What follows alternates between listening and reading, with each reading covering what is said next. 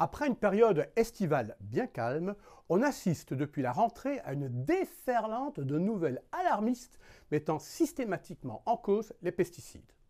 Eau potable contaminée, pesticides dans les fleurs, résidus de pesticides dans les cheveux des enfants, pesticides qui seraient à l'origine de cancers pédiatriques, des abeilles décimées à cause des pesticides, tout comme la population des vertébrés sauvages. Évidemment, et sans surprise, derrière toutes ces annonces affolantes, c'est toujours des ONG environnementalistes et des journalistes acquis à la cause écolo décroissante qui sont à la manœuvre. Et toujours sans surprise, il est difficile d'évaluer la pertinence de leurs affirmations, car aucune d'entre elles ne repose sur des études scientifiques solides publiées dans des revues sérieuses. Il s'agit toujours de coups médiatiques organisés avec la complaisance de certains médias. Alors, comment expliquer une telle agitation? Qu'est-ce que cela signifie?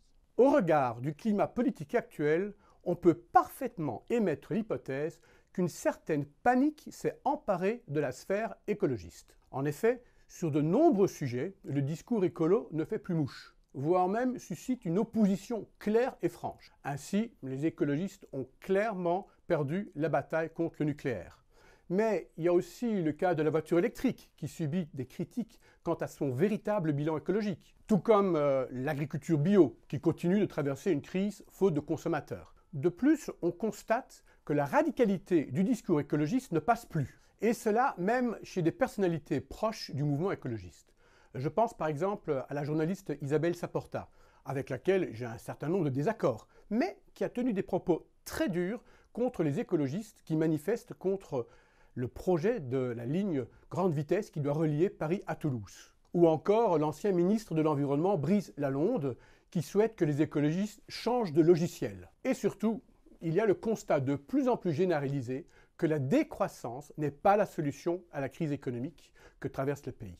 Le problème de la dette, qui n'a fait que s'accroître depuis des années, ne pourra être résolu qu'avec de la croissance économique, c'est-à-dire en relançant notre industrie et notre agriculture. Le gouvernement Barnier le sait et il montre même quelques signes positifs en réponse aux revendications légitimes du monde productif, dont celle des agriculteurs qui constituent un atout formidable pour la relance économique de la France. Vous l'avez compris, le but de cette agitation médiatique de la part des écologistes n'a en réalité qu'un seul objectif, paralyser le gouvernement sur le dossier agricole afin que rien ne bouge, avec toujours la même méthode, un discours totalement anxiogène et dépourvu de base scientifique.